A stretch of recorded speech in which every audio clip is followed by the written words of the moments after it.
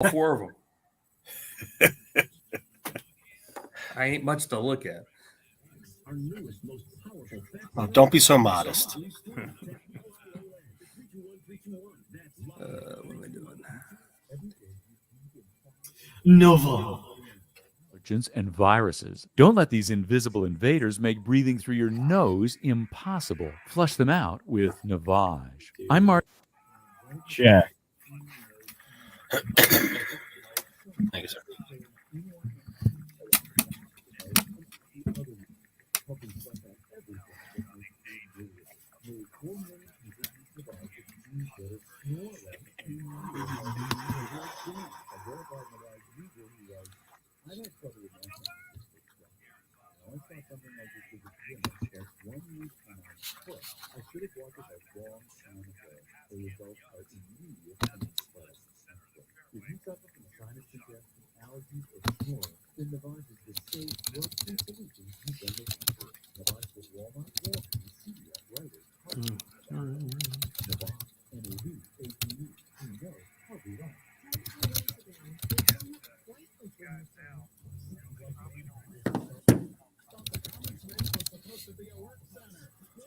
All right.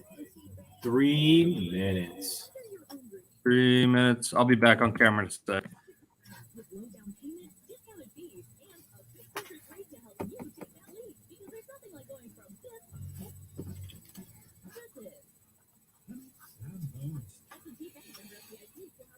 Did you know you can get your prescriptions for less at your local pharmacy? You can with GoodRx. It's the free app that can save you money on your medications. Just search for your prescription, choose the pharmacy and the price that works best for you, and then show your GoodRx coupon to your pharmacist at the drop-off counter. GoodRx works at over 70,000 pharmacies, including Walmart, Rite Aid, and Walgreens, and it works whether you have insurance or not. It's easy to save. Next time you drop off your prescription, check GoodRx. To start saving today, go to GoodRx.com. What am I doing? This is Eric Dickerson. Here's what's trending. See that? You forgot your phone? Yeah. 2 minutes. Yeah, right. Right. How you gonna look at my pictures? Celebrating their big game photos that they found on social media. And the Open begins today with American Brian Harmon still holding on. It has already begun. Sports update guy. Just let me know when I can start hearing something in my headphones. I don't want to go live and can't hear. DraftKings app. Sign up with code XXX and start playing. That's code XXX only on DraftKings. I could hear the studio. I can't hear it here. Ability restrictions apply. Void or prohibited. See DraftKings.com for details. Yeah. I mean, you should be hearing this now. They're plugged into the smaller hole, but Turn it up. I am turning it up. You sure? Got nothing. You got nothing. Got niente. Let me see. Let me see what you do. Number 2. Alive.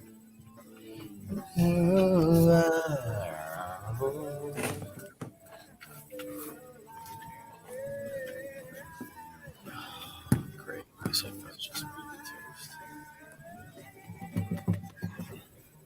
Number 1. I don't have time.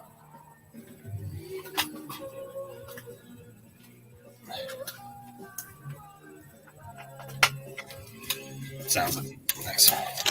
That's good right now. Yeah. It's a little shredge. Hear more from Pearl Jam and similar artists now. Search for Pearl Jam. All right, here we go. Here we go. Music.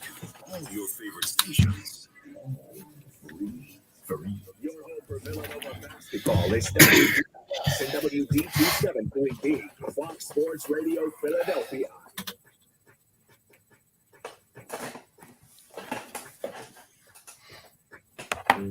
Summer Sundays are meant for freshly cut grass, ballpark dogs, and the best baseball talk you can find. So kick back with your bacon and eggs and pour yourself a mimosa while Phillies announcer Greg Murphy and Green Legion Radio's Chris Sapp break down your fighting Phils and take you around the league right now on Baseball Brunch. Play ball.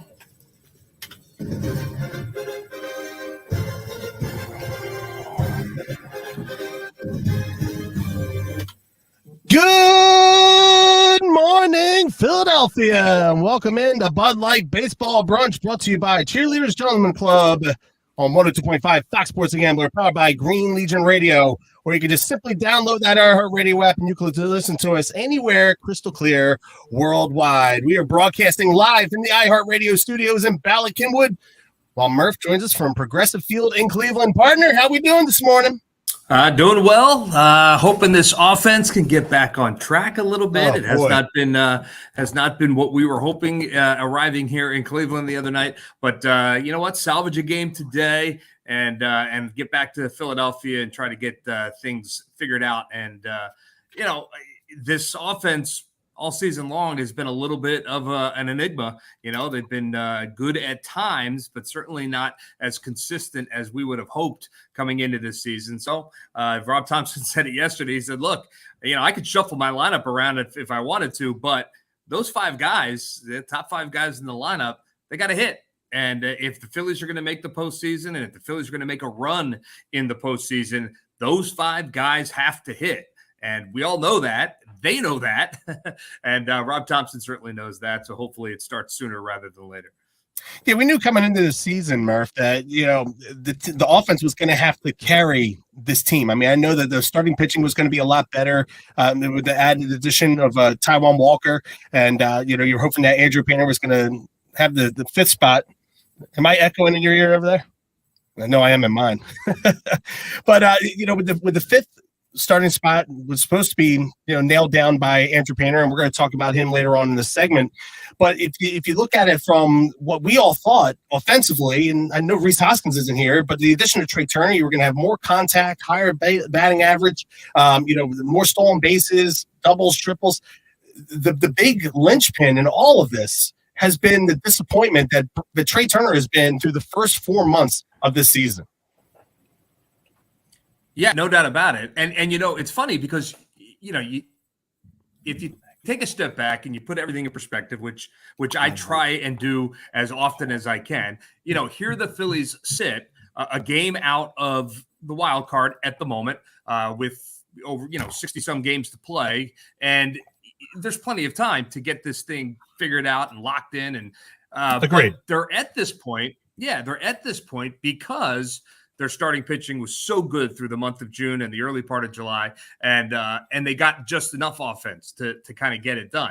But ultimately, like I said in the opening statement, it's this team is built to score runs. At least that was the thought, and they can overcome any other kind of deficiencies if this offense produces the way we all expect them to produce. And look, you know, maybe they get a little bit of a reinforcement at the trade deadline coming up next week. I do think that's a possibility. But at the end of the day, what Rob said last night, I think is pretty prophetic. It's if these guys at the top of the lineup, and we're talking about Schwarber, we're talking Turner, Castellanos, Harper, and JT Realmuto, these guys have to produce.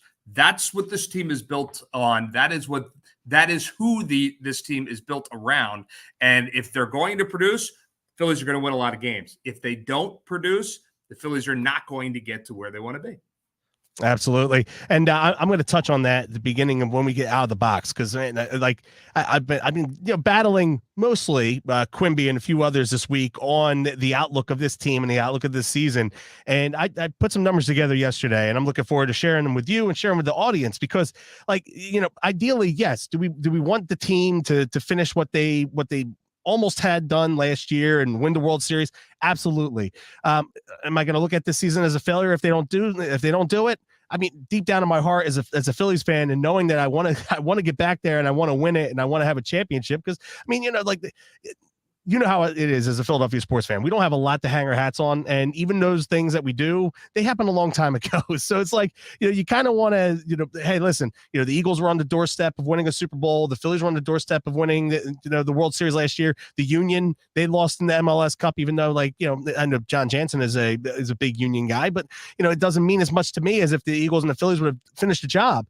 But, you know, to get back to that point, and I'm going to share these numbers with you, Murph, because they're mind-boggling. It's like I don't want to say it's impossible, but the chances of you getting back to a National League Championship Series or even a World Series are very small, very minuscule. But we'll get to that as we get through this segment here, which is brought to you by our good friends over at State Farm. When you make the right decision, it feels good, like picking the perfect furniture or choosing a good night's sleep over an all-night TV series binge. It feels really good to make the right insurance decision too. That's why State Farm agent Dave Bavuso is here to help you select the right protection at the right price. Dave will make sure you understand your State Farm coverages so you'll know what to expect if the unexpected happens. With State Farm agent Dave Bavuso, it's easy to make the right choice. Just call him when you want the real deal. Like a good neighbor, State Farm is there. You can reach him at 856-740-5012. That's 856-740-5012. Individual premiums will vary by customer. All applicants subject to State Farm underwriting requirements. All right, Murph, let's give away our tickets like we normally do here at the beginning of the show. And so today I wanted to go down a little bit of a path here. I think last year we touched on like trilogies, or over the last couple of years we have, but the second movie in a franchise. So listen, the third one could be better. The fourth one could be better. I mean, I'm not a Harry Potter guy, but there was 8 movies. All right. So I'm not diving down and give me the 7th best Harry Potter, whatever, the 7th episode of Harry Potter, the 9 episodes of Star Wars.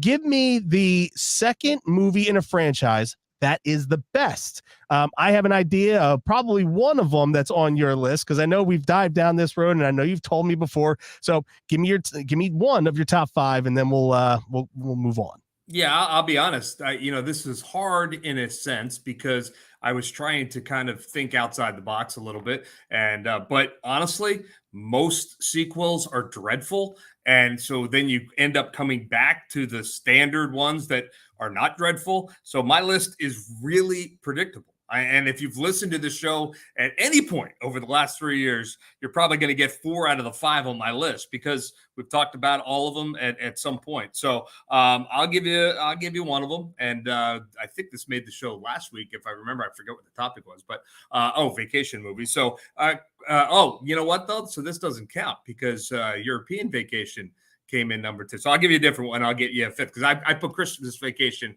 on the list, but that doesn't count. So I'll go recent. And I thought this was a really good movie. Certainly entertaining movie. Is it going to win any cinematic awards for, script writing or anything like that? No, probably not. But Top Gun Maverick, the most recent Top Gun, I thought it was a really good movie. Yeah, it was a similar storyline, but all in all, the way they put it together, it was pretty entertaining. So I'll say Top Gun Maverick as one of my top 5. You're not just saying that because you've become buddy with Miles Teller over the last 7-8 months, right? I didn't even think about that. But is he a big fan of the show? Is he listening right now? And I would imagine he is out there on the West Coast. He's gotten up early just to catch us on Bud Light Brunch. Well, it's probably Bud Light baseball breakfast for him out there on the West Coast. Yeah, or Bloody Marys and getting back in from last night. I don't know, but yeah, I'm sure Miles is listening. So awesome. Yeah. So I already got a bunch. People getting theirs in and whatnot. So I'm just not even going to take any of them. Listen, the first one is the better one, but I'll tell you what, the action scenes and in this one, The Matrix 2. Okay. I enjoy The Matrix 2. The freeway scene is one of the best action scenes in any movie ever, where it starts out and he's whooping ass on all these guys in this rotunda area, and then he has to fly 500 miles just to save Morpheus off the top with the keymaker when the 2 tractor trailers collide. Yeah, phenomenal stuff. I'm out. All of what you just said. I've never seen The Matrix, and I obviously haven't seen The Matrix 2. It's just not anything that interests me, which is why this list was hard for me, because I know all the best sequels are, superhero movies and the Star Wars franchise and all of it. And I have no interest in all of that, as folks know from listening to the show. So you just said Morpheus and the Keymaster. I'm out. that doesn't interest me at all. So, but that's why this list was hard. Yeah, no doubt about it. And so, listen, we're giving away the pair of tickets for Phillies Marlins on Saturday, July 9th at 6:05 p.m. In order to win, you must answer in the comments section on the Green Legion Radio YouTube channel, the Green Legion Facebook page, or our Twitter handle at Green Legion. Our collective favorite answer will win at the beginning of the final segment. And before we get to the final segment, you have to have the first segment and the middle segment. So our second segment of the show, get your questions in. If you have any questions for us, listen, you don't have to be a Phillies fan. If you have questions about the Phillies that you want us to answer that we don't answer in the first segment, go ahead, get them on the board and get them in for us. Also, listen, trade deadline is a week away. So if you have questions that you want to ask us, Shohei Ohtani, there's so many things like that are going on right now in Major League Baseball across the board. What's going on with the National League wildcard pitcher? Nobody seems to want to take any claim for any of those three spots. If you guys have any questions, get them in. We have things to talk about in the second segment. We would love to take on your questions there as well. Murph. All right. So listen, I know I advertised it on the run sheet that I want to do like a sack attack today. And I'm probably picking the wrong Sunday to do this because the Phillies have lost 4 in a row. And, they haven't really taken the bull by the horns as far as, hunkering down like, hey, let's make sure that we don't finish with the third wild card this year. Let's make sure that we don't wait until the third to last game of the season to clinch a wild card spot this year. Let's make things cushy and comfortable on ourselves this year instead of having to battle this, all the way down the stretch. Like, make it easy. It would be nice for my health. It would be fantastic. But I would be remiss. I have to put this out there because in the wild card era, the 28 World Series in the wild card era, okay? So out of the 28 teams that have lost, okay, in the World Series, in the wild card era in the World Series, there's only been 4 teams that have lost the World Series and returned the following season. 4. Okay, out of 28 teams, okay? Only the Royals and the 2015 Royals and the 2022 Astros won it a year after they lost it, okay? Only 5 teams have won a World Series and returned the following year to defend it, all right? The last team to do it was the 08-09 Phillies. The other teams are all before the turn of the century. I mean, the 95-96 Braves, the 98 Yankees, and they returned in 98, 2000 before losing in 2001. Out of 56 league championship matchups in the wild card era, there's been 23 occurrences where a league champion from the previous season returned to the LCS the following year. Out of 102 total teams, okay, to play in a National League or American League Championship Series, that's less than 25% of the time where they return to the league championship as a league champion the following year. And for those that want to sit here and continue to tout on the Braves and their juggernaut that they have, okay, finishing with the best record in the league. How does that work out in the playoffs? Out of 56 best records between both leagues in the wild card era since 1995, 11 times in 28 World Series matchups where neither team with the best record in their respective league advanced to the World Series. In contrast, only 4 times have both teams made it in the same year. Twice the team with the worst record between the two won. Once the best team with the overall record won, and then the other one, they had the same record. And here's the last tidbit that I have for you, Murph, because this just goes to tick me off about how people want to sit here and look at this team. Only 7 times has the team with the best record in the whole league won it all, which is 25% of the time. Out of 13 World Series matchups where only one of the teams with their league's best record makes it, the team with the better record is 8-5. Just because the Braves are hot and they're playing great, and we're going to play the Orioles this week, and the Rays got off to a great start, like those 3 teams are up there with the best records in baseball. Just because they're there now doesn't mean that they're going to be there later. And we saw that last year. The teams that had the best records in the game last year were the Dodgers and Houston. Well, Houston got to the World Series and won, but it doesn't always mean that because you're the best record in the regular season, doesn't always mean that you're going to make it into World Series success. And if you're a baseball fan and you don't already know that, then I'm not sure you're a baseball fan. I mean, that's right. What everything you just said is why when you lose 4 games in a row in the month of July in a baseball season, maybe I know you were taking some heat from our fearless leader this week, Quimby, and him saying he's disturbed about how this team is playing. Losing 4 games in July in a Major League Baseball season is literally akin to losing the first 6.5 minutes of Game 3 in an NFL season. I mean, it's like, okay, do you want to win? Yes, of course you do. But is losing 4 games in July a reason to be like, this team stinks and we're all out and we're going to change? Well, I mean, sure, you could do that if you'd like, but it doesn't make any sense. And so I don't have a whole lot of patience, as you know, for that idea that, you live and die with every single game in a Major League Baseball season. There's 162 of them. We are not even at game 100 yet of this season. Think about that, So it's like, okay, the Phillies are not playing well right now. The Phillies did not play well in May. The Phillies played really well in June and the beginning of July. They might play really well in August and September. We have to wait and see. But until then, this idea that we have to, trade everybody and change the lineup and go out and get 6 new pitchers, it doesn't make any sense. If you follow the game of baseball on a daily basis, there are going to be times, and the Braves lost 4 in a row last week, right? I think it was 4 in a row. Maybe it was 3. The Braves are the best team in baseball. They are. They have the best record. They have the most talent, and they are playing the best. Does that mean they're going to win the World Series? No, of course it doesn't. Does it mean that they are favored to win the World Series? Yeah, I would think they're favored at this point to win the World Series. But as we saw, you just never know. And that's the beauty of baseball. And that's why get in and see what happens. And that's what the Phillies are trying to do. No doubt about it. And in the process of trying to do that, like, listen, this argument that I had with Quimby was before they lost 4 in a row. So I just I look even more ridiculous as we're going. No, into you this. don't. He looks ridiculous because that's I need him to. I need him to move 8 in a row, and your point is still valid. That's the point. I need Quimby to move to Fort Lauderdale so he stops watching the Phillies on a regular basis. We love Quimby, but his take on this is incorrect, and that's just the way it is. Absolutely. So, I just want to put those numbers out there, Murph, because it's been bothering me, and I see that it can bother you as well. But what didn't bother me was my first impressions of Bryce Harper playing first base on Friday night.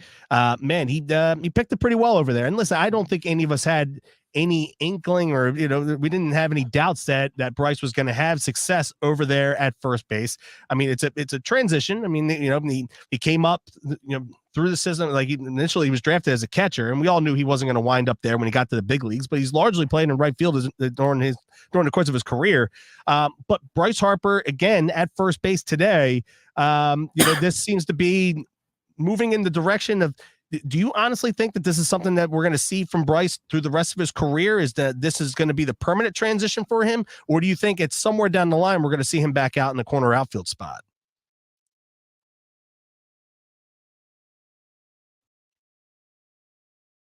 Did he freeze?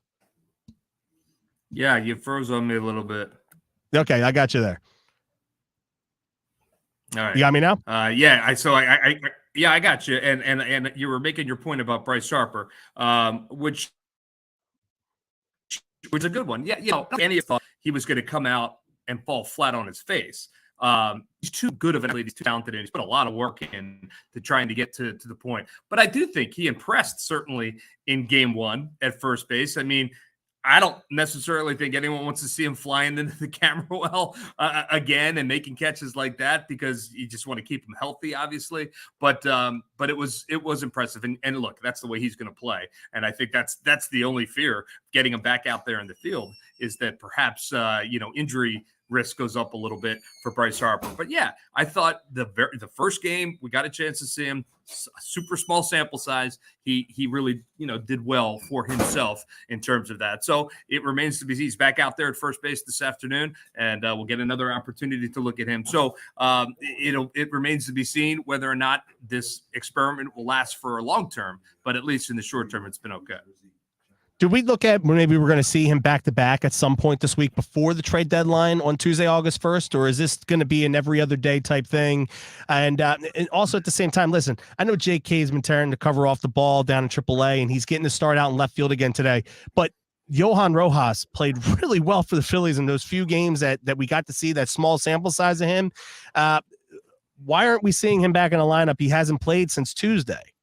Yeah, I don't have an answer for that, other than that's just the way that Rob has put the lineup out. But first of all, let me answer your first question. I do think we will see Bryce back to back at some point. I don't see any reason why. I think it'll probably largely depend on two things. Obviously, Bryce feeling comfortable out there and feeling healthy, but also, who the starting pitcher might be and how they can construct the lineup because of that. So for those two things, I don't think there's a steadfast rule that you won't see him in back-to-back games. And I do think probably it's important to see that before the trade deadline, and the front office certainly would like to see that. So yeah, if I had to bet, we're going to see that.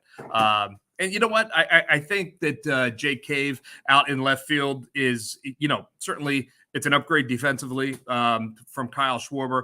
And he was swinging the bat so well down there at the Lehigh Valley. And look, let's be honest, this team needs offense right now. So if he can kind of get any of that and bring that here to the big league level, that's a bonus for the Phillies in terms of the offense. So I think they want to give him an opportunity and not cool him off on the bench, give him an opportunity out there. All right, so don't hang out alone in the man cave for baseball this season. Try hanging out at Cheerleaders with sexy entertainers, $4 domestic beers, Jameson specials, and awesome game day experiences all season long. That's right. Stop in before, during, or after the game, not only to see your favorite entertainers, but also your chance to have the best game day experience. Epic game day experience is at Cheerleaders Gentlemen's Club, where champions play. Cheerleaders is open daily from noon until 2 a.m. Coming up in our second segment, we're going to continue our Phillies talk, and we're going to get into Hall of Fame. Today is the Hall of Fame induction ceremony for Scott Rowland and Fred McGriff, so we're going to talk a little bit about them, as well as do we think Chase Utley and Jimmy Rollins belong in the Baseball Hall of Fame? Right here on Bud Light Baseball Brunch, brought to you by Cheerleaders Gentlemen's Club. We'll be right back right after this. That was super awkward for a while. You want to switch? These guys, because it was 4 or 5 of them. I got you. 50, 60 Yep. minutes.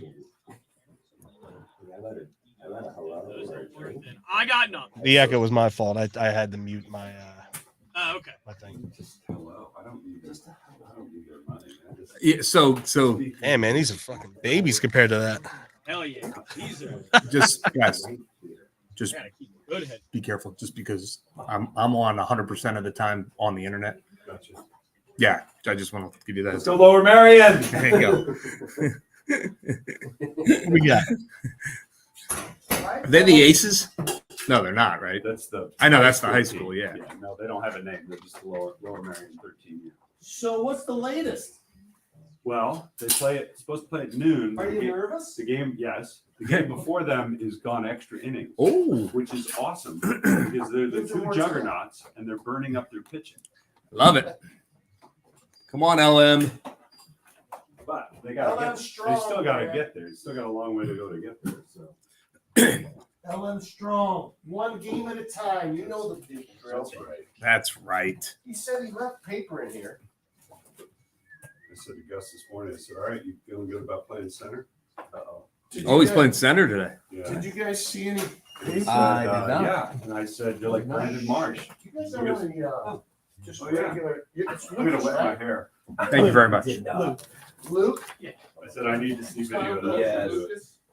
do you have any awesome like if I make the whole thing on that. Slow motion, or you put it on somewhere.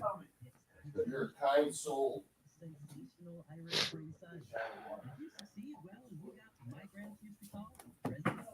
Resolute.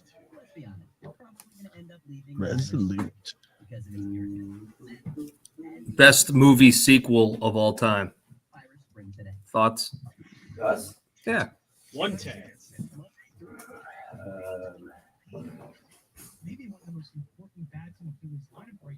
Who you got there? Dire Is 2? it like the whole series or just Nope, one- just the one second sequel? of the series. Because I originally put Christmas Vacation as one of them. That doesn't count because that was the third.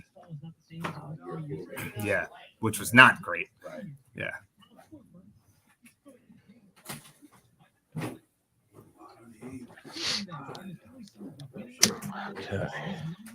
I can't give you my list because people can hear it.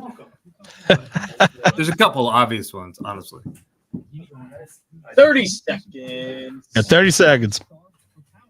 Not a big movie. Yeah, that's right. You're not. God, that was just a good point. He's a smart guy. 15. Very smart. I was just curious. You don't have to do any Oh, research. yeah, that's more fun than practicing a game. Oh, wow, that's a lot. I didn't think Oh, I might go as far as to say Tom. Here we go. So I have a list of 5. That was on my list. Yeah, It was really good. that was really Yeah. enjoyed that. Welcome back. Second segment here. This beautiful Sunday in the Delaware Valley. As we lead you in for Phillies Guardians. Still feels weird saying that. This afternoon from live from Progressive Field. Murph will bring you in pre and post game show today. So make sure you guys tune in and Definitely check him out Matthew for White, that. too. Premier Window Cleaning is the leading window cleaning company in Philadelphia and the surrounding areas. Family owned and operated with 30 years experience. They offer commercial, residential, window cleaning, pressure washing, parking garage cleaning, graffiti removal, post-construction cleaning. Every employee is trained, certified, and goes through an extensive background check. At Premier Window Cleaning, your satisfaction level needs to be 100%, as no job is complete until you're happy. With clients like Chop Roberts to the Children's Hospital of Philadelphia, you cannot go wrong. For more information and a full list of their services, give them a call at 267-534-5198. That's 267-534-5198. Or go to their website, wehatedirtywindows.com. That's wehatedirtywindows.com. All right, Murph. So let's carry on the conversation here. Can you provide us any injury update on the 2 big bullpen arms that the Phillies have in Sir Anthony Dominguez and Jose Alvarado? When can we expect to maybe see them back in Phillies uniforms again soon on the mound?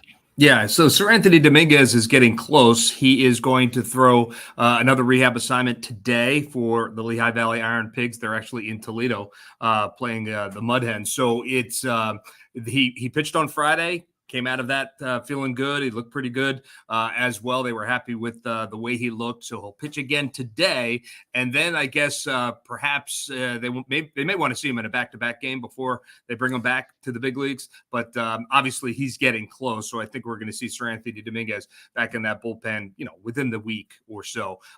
As for Jose Alvarado, he continues to play catch, here. I think he's out to 75 feet now on back-to-back days, which is a good sign, but obviously, he's got a little bit of ways to go. He hasn't gotten up on the mound yet, but he seems to be progressing, feeling pretty good. So he'll get up on the mound probably in the next couple of days, throw maybe to some live hitters and kind of follow that same path that Sir Anthony did. So maybe we'll see Jose Alvarado in a rehab assignment, in the next 10 days to 14 days kind of thing. So he's making progress, but certainly Sir Anthony is right around the corner. To piggyback off of that with adding them both back, because everybody always likes to say, well, hey, getting guys back from injury is almost the equivalent of making a trade, right? Yep. So, adding Sir Anthony Dominguez and Jose Alvarado to that bullpen strengthens it, fortifies it even more, along with Craig Kimbrell and Gregory Soto and Junior Marte and Bellotti and all these guys that they have out there that can throw and be effective in doing so. But we all know that the Phillies bullpen is much better when Sir Anthony and Alvarado are back there, especially being the 2 of the big key pieces that we had down the stretch run last season and into the World Series. So in light of that, now the trade deadline, as we previously discussed in the first segment, is Tuesday, August 1st. It's coming up. It's a little bit more than a week away, and we all know that Dave Dombrowski he's shopping. He's not going to sit there. He's not going to just sit there outside on the curb and just look inside the window and window shop. No, Dombrowski wants to go in there and make moves because he knows this team is built to win. They're built to win now. They were on the doorstep last year. They were 2 wins away from winning a World Series. They want to get the job done. So in light of that, what are we looking at? If you're looking at this team and what their needs are, offense, pitching, which route are you going? What is the more necessary evil of the 2 that this team needs to get over the hump in the final 2 months of the season? I think it's difficult to say. I mean, even as close as we are to the trade deadline, I think it's hard to say which direction the Phillies will go in terms of trying to make this team better. Dave Dombrowski talked to the writers last week. I believe it was on Wednesday. And, obviously he was peppered with questions about the trade deadline. And, he started his opening statement by basically saying, we are in the market to make this team better. And he didn't want to get into too many specifics of how he thought that they could do that. But certainly getting another bat and helping this offense, probably, an outfield defender and a right-handed bat perhaps in this lineup is a route that they would like to explore.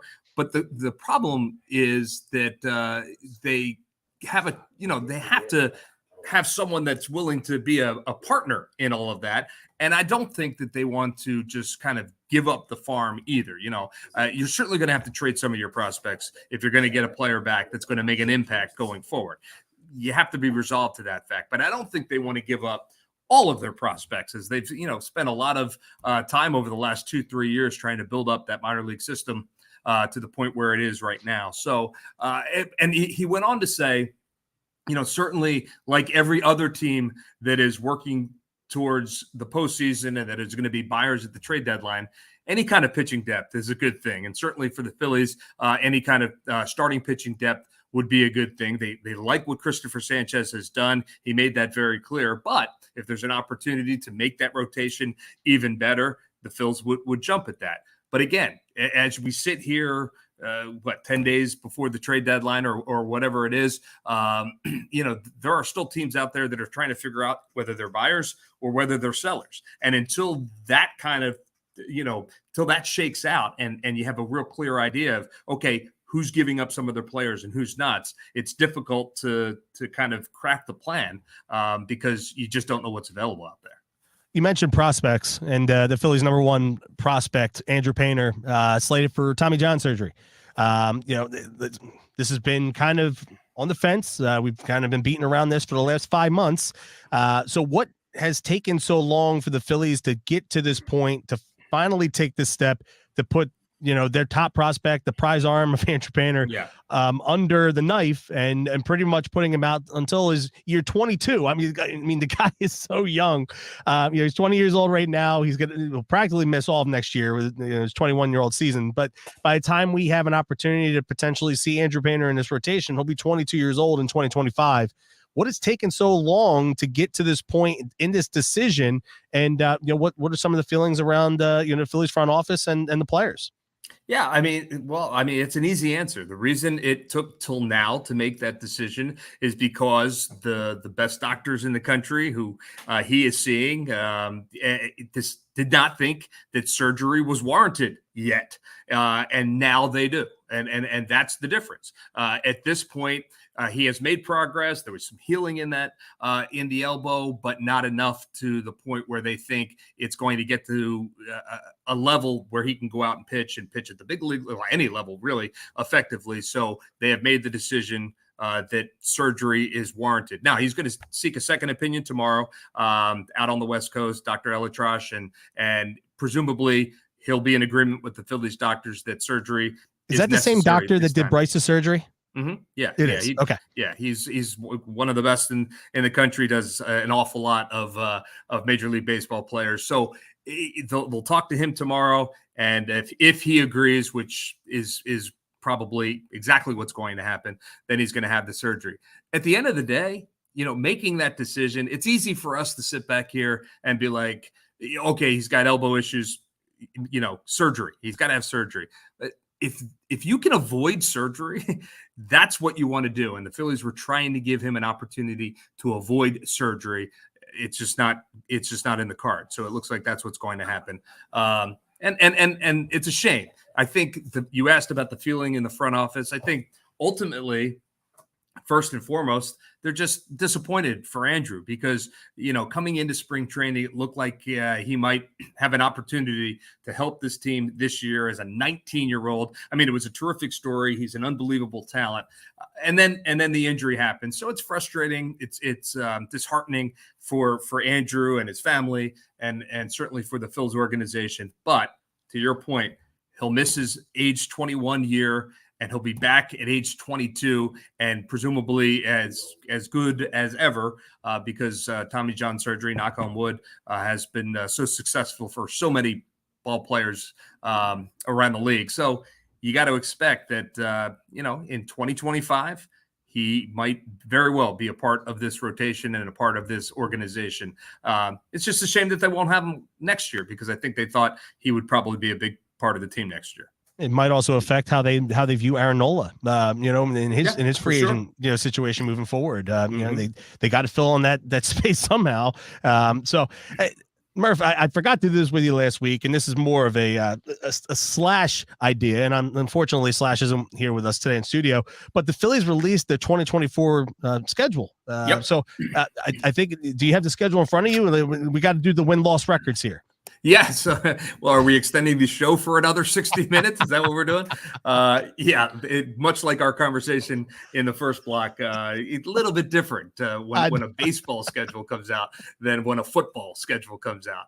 I obviously the schedule comes out. We glance at it. I look at it more. I love it. Yeah, I love it too. And I like looking to see, how it's going to flow over the course of next season and what cities we'll be visiting and, where the off days will be and all that kind of stuff. I mean, that's the kind of the way I look at it. But in terms of trying to figure out wins and losses as a baseball team goes through, I'll pass on that one. I wanted to see if you were reviewing the run sheet or you were just going, this is just, sack being sack. Nope. I read it every week. Every week. You're probably surprised that you got the run sheet last night during the game. I actually was. I've been battling my allergies the last couple of days, so I was like, I want to get it done so I could sleep in on Sunday morning a little bit before the kids wake me up. But yeah, so I did tease this coming into into this second segment, and today is a big day. I mean, for Major League Baseball, it's a Hall of Fame induction ceremony weekend, big time on Sunday. You have Scott Rowland, former Philadelphia Philly, that's going into the Hall of Fame, and one of our adversaries over the years, the crime dog Fred McGriff. Who I want to get your thoughts and your opinions on the two of them, but Scott Rowland was one of my favorite players growing up. I love Scott Rowland. I still do. I look forward to him coming back and going on the Wall of Fame at the end of September. He wants to be there. He wants to be a part of it. He had a conflict issue with Wall of Fame weekend, coming up in August. But man, Fred McGriff, my dad took me to the 1993 NLCS. He took me to Game 2. So my dad had an opportunity. He split his 17 game plan with a buddy of his.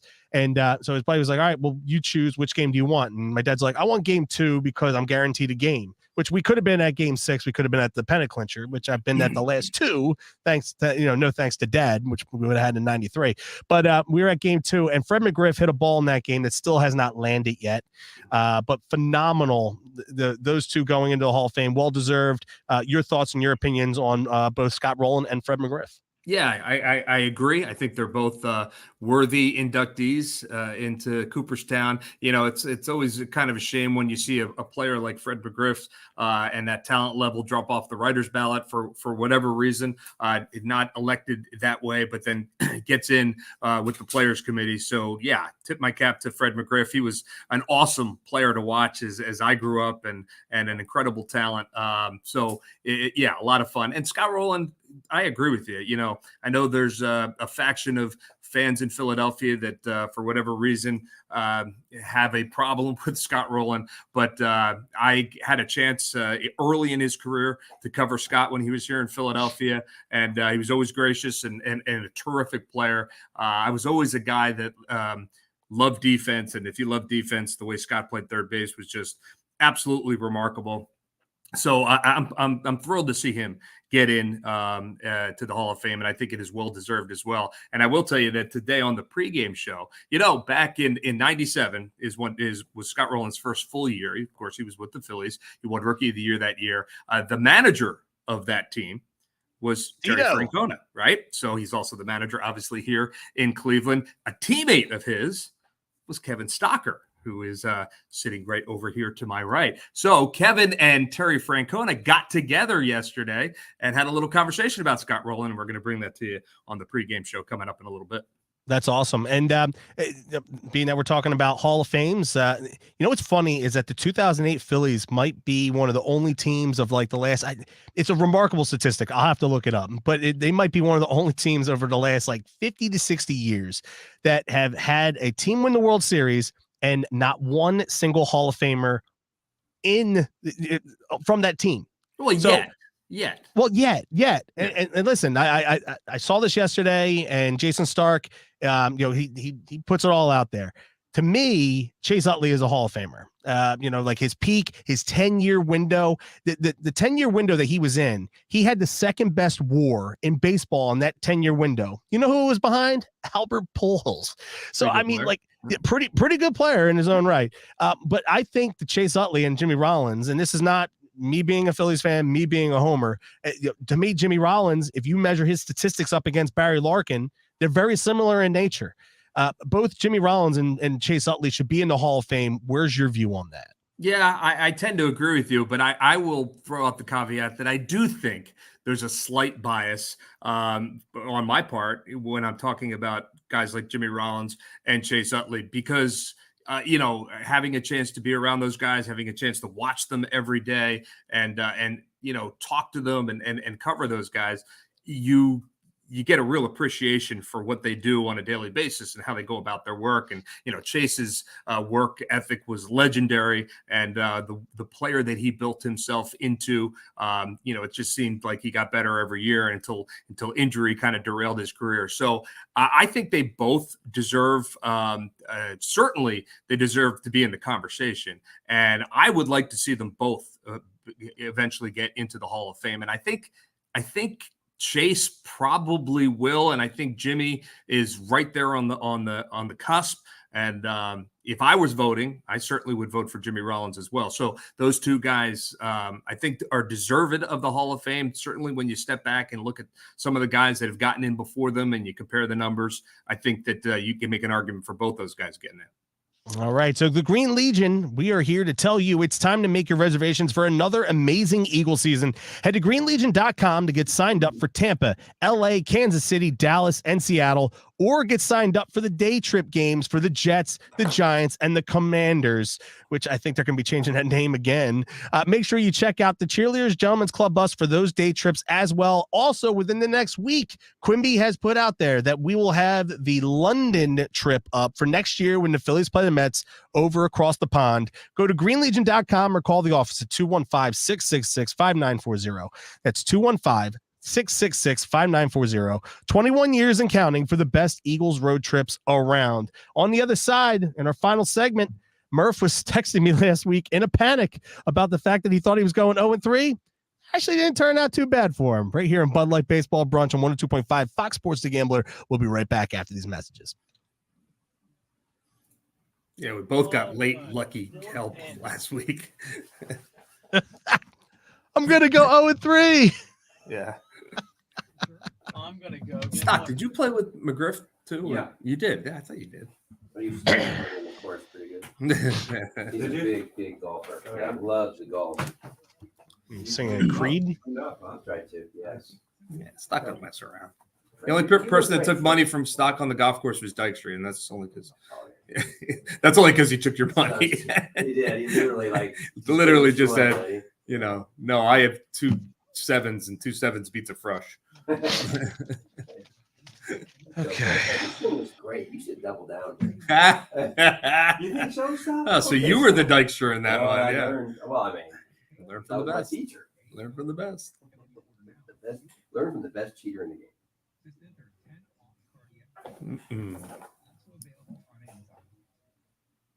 I think Brian Harmon's going to hold on and win this British Open. He started off like bogey. He did, and they got it to within 3, I think, or maybe 2. No, 3, I think. And then he went birdie, got the lead back out to 5, and he's already made the turn. He's got a 5-stroke lead. Be hard to, and it is pouring there. Have you seen it? Day. Oh my God, it's pouring. And his response was, "What do you know?" Listen to Girlfriends on the iHeartRadio app or wherever you get your podcasts. Is your car still under warranty? No, not anymore. My mechanic just suggested an extended service plan from Ox Car Care. Ox Car Care? Zach, I think that's the first time I heard you say Commanders ever. Do I normally say Commodes? Yeah, exactly. I've never heard you say Commanders. Yeah, Commodes was like on the tip of my tongue, and then I dove right into Commanders. I was like, you know what?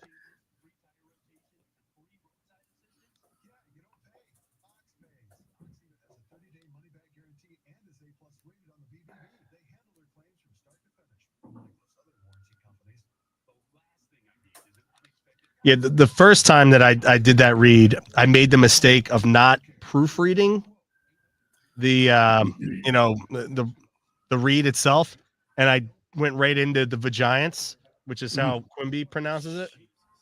Yeah, so I Yeah, made that mistake one time, and now it's yeah, the that's Giants. not good. Quimby has his way of doing things. I have my way of doing things. What a beautiful day. God, it's 3 days have been amazing. Yeah, they really have.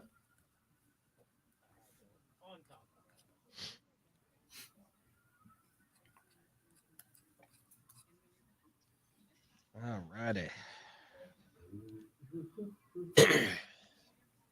Go for a nice stiff drink. I feel a lot better today. Man, Friday and yesterday, I was just in a fog. So was I, but that's because I watched that.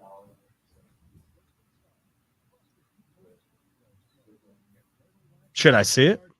Did they start, Scott? It's amazing. No, the other game is still going. Still going on. Yeah.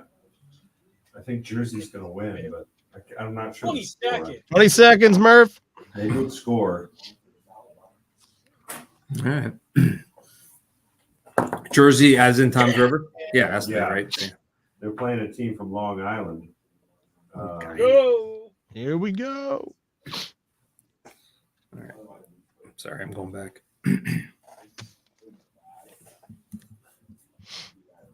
But Jersey burned their best pitcher. He's done for the tournament. Welcome back. Final segment here, Sunday morning in the Delaware Valley. Appreciate you guys tuning in and checking us out. But you know what you need to check out is our friends over at the Ludlam Hotel in Seattle City. Yes, go to 4000 Landis Avenue in Seattle City, and it's the old La Costa. I still have, still want that La Costa lemonade that we were drinking last year there. But you guys got to go check them out because they are awesome. The hotel is open year-round, and all guests enjoy free Wi-Fi, one free parking spot per room, and complimentary beach tags for all registered adults. Walking distance to everything. Check out LudlamHotel.com. That's Ludlam, Ludlam Hotel.com, or call them at 609-263-7829. That's 609-263-7829 for all your reservation, dining, or entertainment questions. The Ludlam Hotel, your new oasis in Sea Isle City. All right, Murph, give me the rest of your top 5 best sequels, second movie in a franchise. Give me your final 4. All right, so I already gave you the one. I gave you Top Gun Maverick, which Kevin Stocker also decided was what should be on the list. So we'll give Stock some credit. I asked Scott Fransky, not a movie guy, so he didn't have an answer for that. But all right, so the rest of my list. Always appreciate their input. Always Absolutely. love having their input on the show. No doubt about it. All right, so I'll kind of start from the bottom. This was a great franchise, I thought, and if you go back and watch these movies, they're really funny, but they're also they're entertaining. They're in the cop sense, they're exciting, that kind of thing. So Lethal Weapon 2 was I actually think was better than Lethal Weapon 1. So that made my list. It's been a long time since I've seen that, but Lethal Weapon 2 makes the list for me. And then there's just the obvious ones at that point. Rocky 2, right? I mean, it's a terrific movie. It's almost as good as the first one. Some people would argue as good, if not better, than the first one. And then same argument, and I think most people believe that this sequel is better than even the first one, is Godfather 2. Godfather 2 is one of the great movies of all time. And so I think you have to put Godfather 2 on the list. And I told you my other one was Christmas Vacation, but that doesn't count because that doesn't fit into the criteria. That was the third movie in the trilogy of, well, and now 4. But so I take that one off the list. I don't have a replacement for it. So just the 4 today: Godfather 2, Top Gun Maverick, Rocky 2, and Lethal Weapon 2. All right, so let's run down the list of candidates here. Terminator 2. Okay. Back to the Future 2. Star Wars Empire Strikes Back. Karate Kid 2. Ugh. D2 The Mighty Ducks. Bad Boys 2. The Dark Knight. Godfather 2. Die Hard 2. Okay. Well, obviously, I got to go with the one that's on my list, and I think is really the right answer to this question anyway. So Godfather 2 gets it for me. Being that I know Unhappy Gilmore right here, I still have to watch both of those Godfathers. I know. I'll take care of it. I'll take care of it. I saw Goodfellas, so get off my back a little bit. Not you, but others out there. I'm gonna go with The Dark Knight here, and the reason why I'm doing that is because now does the stock want to be our tiebreaker between the two of them, or do I go to John Jansen across the board here? I think go to JJ. Yeah, go to John over there. Now, Jansen's probably going to piggyback off of me here because he saw Oppenheimer yesterday. Okay. But Jansen, Godfather 2 or The Dark Knight? Why are you making me pick? Why am I making you work right now? He's watching the US or the British Open over here. I got that on too. The greatest movie. It's one of the greatest movies ever. Godfather 2 is the winner. I believe. I think that's Keenan Harmon. Also, Die Hard 2 sucks. Die Hard 2 sucks. No, I'll figure out who the Godfather was. All right, Murph. So let's go ahead. And while I'm doing that, let me get your first pick for this week. Now, while we do that, we both went 1 and 2 last week. All right. And as I teased going into this final segment here, Murph was in a bit of a panic. Normally, I don't get explanation points out of Murph, but I could feel that there was a little bit of worry on his end. But you did get the comeback late in the game from the Brew Crew. So you got your underdog pick. You got 2 points out of that. So that puts you at 20 and 19 overall, 25 and a half points on the season. Murph, I'm telling you this right now. I was doing the run sheet last night. I had no idea that the Rangers came back with a 4-run eighth. I thought I was 0-3. I was like, man, I was talking all this crap last week on you. And so I got 1 point because the Rangers scored 4 runs in the 8th inning to win and sparing me an 0-3, an embarrassing week, which would have been my first one of the season. I'm 23 and 16 now with 29 points on the season. Murph, give me your first pick for today's action. Okay. And I went with the same philosophy that I went with last week. I don't know if that's good or bad because I went 1 and 2 on the week, but I put about 45 seconds worth of time and thought into my picks this week. So take that for what it's worth. I appreciate your intel on this. Yeah. I'll give you my favorite first. And I have absolutely no reason for this other than it seems like a strange line for me. The San Francisco Giants are favored over the Nationals, but at just 120. They are favored, so not a huge favorite in that game, but I think the Giants probably win easily today. So they beat the Nationals. I'll take the Giants as my favorite. All right, so congrats to Lou Mancini, who was the winner of the tickets for Godfather 2. He got that in there pretty much as soon as I went live here on StreamYard. So congratulations, Lou. I will get them over to you. I'm going to go with my favorite this week. I'm going to take the Twins, minus 150 at home against the dreadful White Sox. Okay. Bailey Ober versus Lucas Giolito. Again, Twins are at home. Giolito is announcing his divorce during the course of the Home Run Derby a couple weeks ago. Did you see that on Instagram? I did not. I did not. So things aren't going well at home for Lucas, and he's probably staring down the barrel of the gun of being traded at some point over the next week. So I'm going to take the Twins at home today to sweep the White Sox. Give me your second one. Okay, second one, I'll give you my underdog today. Again, I have no reason for this other than it's just a gut. Orioles over the Rays. The Orioles are favored the Rays are favored in this one. They are minus 140 against the Baltimore Orioles. I don't know. Orioles are playing well. They're coming to Philly this week. So I'm taking the Orioles to win that game over the Rays. The Rays have been floundering a little bit. It's a big game, obviously, in the American League East as well, as those two teams are battling for top spots there, 1 and 2. So give me the Orioles as underdogs.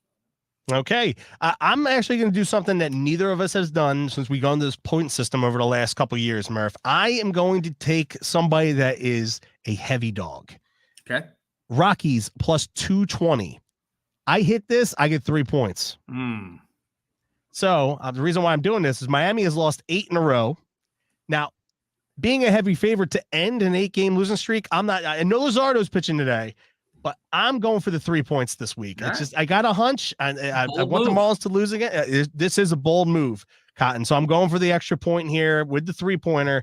Give me your over-under. Okay, finally, the over-under today. Alex Manoah and Brian Wu on the hill for the Mariners and the Blue Jays. right? Brian who? Brian Wu, right? Woo. I don't know. And Manoa's been just, pretty dreadful most of the season. So the over-under in this is just 8.5. I'm taking the over. Mariners, Blue Jays. I think they're going to score some runs out there. So that's my call, and we'll see what happens. All right. My over-under for this week, I'm going to go under 10.5. Mets, Red Sox. It's a minus 105 on Sunday Night Baseball. Reason for this is they had to finish up Friday night's game yesterday, and then they had to play another game last night. So with 2 games yesterday, I don't see a ton of runs coming on the board for that. I'm going to take the under on 10.5 at Fenway Park. Can you believe it?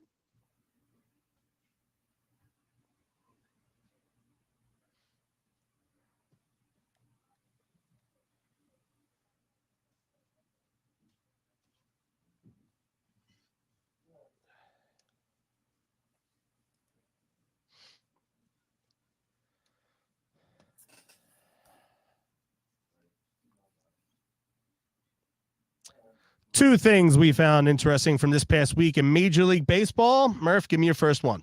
All right, so I'm going to start with the Hall of Fame themed. Can you believe it? Because we were talking about Fred McGriff and Scott Rowland going into Cooperstown today. Obviously, if you get to that level in your career, you've done some pretty special things. How about this for Fred McGriff? Players with 200-plus home runs in both the American League and the National League. It's a short list. Frank Robinson, Albert Pujols, Mark McGwire, Vlad Guerrero, Ken Griffey Jr., Carlos Beltran, and Fred McGriff. That's a pretty good list to be on. And a couple Hall of Famers on that list as well. Fred McGriff joins them today. And a couple more that'll be joining him later on for sure. Shohei Ohtani, we can name the segment after him if we wanted to.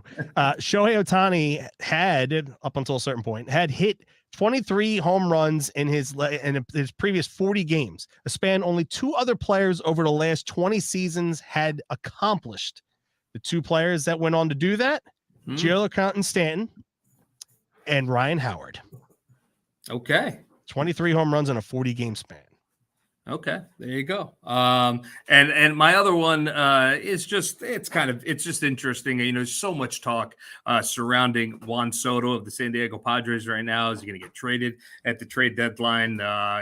Who's going to get him? That kind of thing. Well, he continues to swing the bat. He did not look good in his time here in Philadelphia when the Padres were in town, but he's been swinging the bat pretty well. And just the other day, he hit 2 home runs in a game. Combined over 900 feet of home runs, both well over 400 feet in that game. So I can swing it a little bit. Yeah, he got charged twice for calling long distance on those ones for sure. Yes, he did.